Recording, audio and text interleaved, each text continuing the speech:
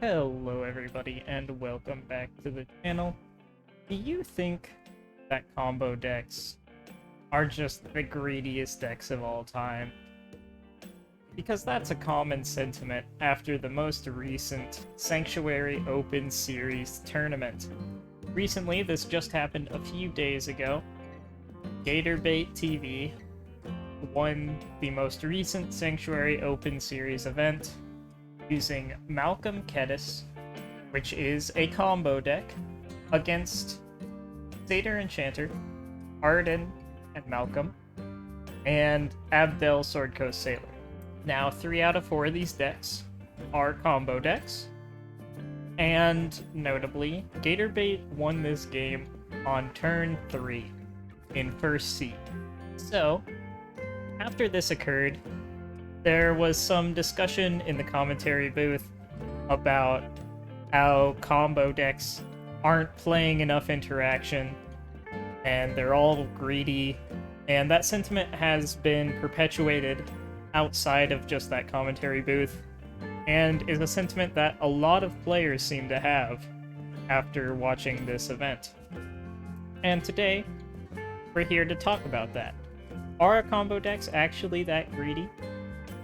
So, I personally went through, and I counted how many cards in each of the decks from this event that I would consider to be interaction each deck had. So, notably, a couple cards that may or may not be interaction, depending on how you define them. I counted Intervene as interaction, even though it's typically used to protect your own creatures. Most of the combo decks in the format can be stopped by an Intervene, so I went ahead and counted that.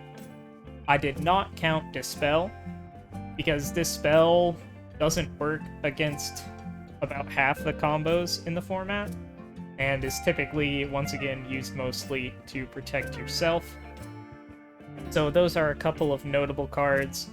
But anything that destroys a creature, or phases a creature out, bounces it to the hand, anything of that sort I counted as interaction. I counted disenchant effects as interaction. I did not count mass discard, although I do have a section on my spreadsheet about that. And I did not count any effects that give hexproof or indestructible, because those are protection, not interaction. They do not stop combos. So, with that out of the way, let's go ahead and take a look at my breakdown. Here, you can see my list of every deck and how many interaction pieces they have, sorted from highest to lowest amount of interaction pieces. At the top, we can see Carter, which is a non-combo control deck. You can also see on the left here, I've listed if the deck is combo or non-combo, and I've color-coded them as such. In my calculations, I found that there were 7 combo decks and 13 non-combo decks. So notably, a majority of the decks here were not combo decks. The one that is potentially a combo deck that I did not count is Abdel, Agent of the Iron Throne. This is a mid-range deck, but it does have the capability to combo, although it very rarely ever happens, and it is not fishing for it, so I did not count it personally. So, if we take a look, we see the top 3 slots are populated by much slower, more controlling non-combo decks. But immediately after that, we see 2 combo decks. And then we see them trade off here and there. But if we go ahead and take a look at this bottom chunk, there are a lot of non-combo decks not playing that much interaction. As a matter of fact, every deck with 12 or less pieces of interaction are actually non-combo decks. So combo decks have a decent amount of interaction. And we see the average number of interaction pieces that all decks had was 15.45.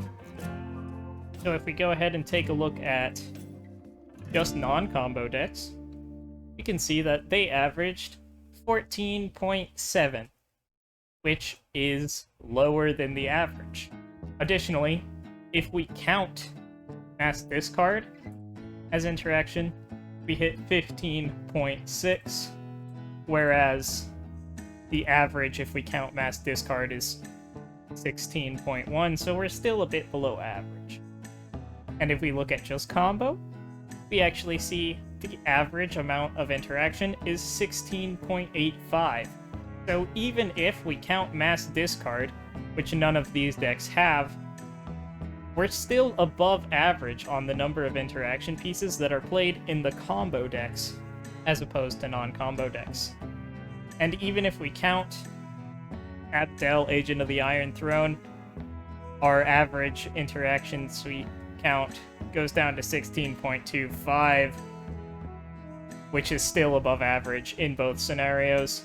And if we're not counting it as a combo deck, then we go up to 14.9, which is once again still below average. So, by my counts at least, the decks that tend to be non-interactive are actually the non-combo decks. And if we take a look at, down here I have listed the percentage of combo decks and non-combo decks that were above average. Out of the seven combo decks, 5 of them were above average in terms of the number of interaction pieces, which puts 71% of the combo decks above average. Whereas for the non-combo decks, there are 6 non-combo decks, which is 1 more than the combo decks, above average. However, there are 7 non-combo decks that are actually below average, as opposed to the 2 combo decks below average. So we see a percentage of 46.15 being below.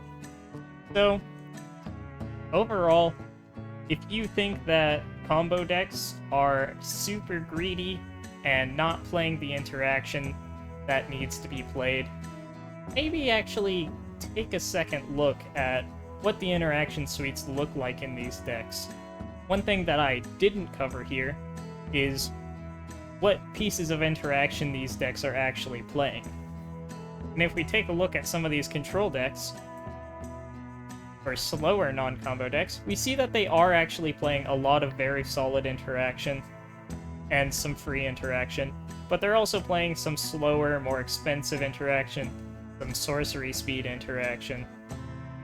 Whereas a lot of these combo decks, almost all, if not completely all of their interaction is cheap, free, and or instant speed.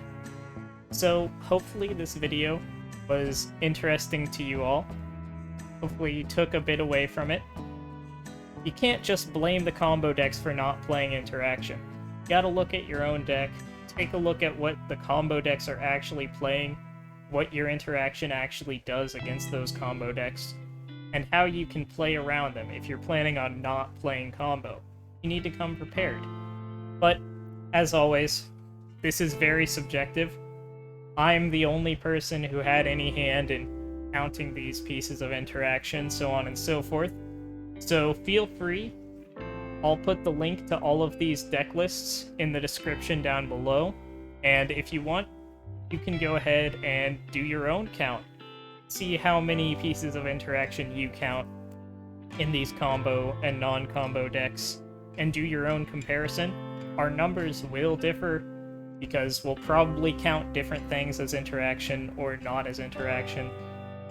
But if I had to guess, I'd err on the side of combo almost always having more interaction than these non-combo decks. But feel free to leave any thoughts you have down in the comments below. And while you're down there, be sure to leave a like and subscribe if you haven't already. And I'll see you all next time.